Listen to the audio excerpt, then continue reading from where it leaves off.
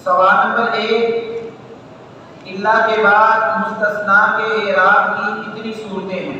इल्ला के बाद मुस्तस्ना के इराब की।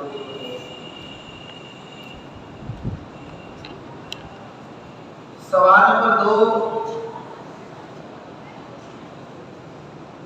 मफऊल बिही की तारीफ करें।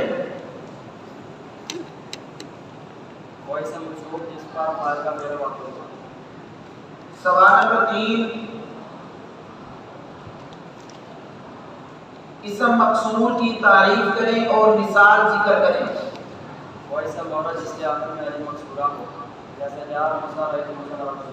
जज़ाकुमुल्लाह खैर।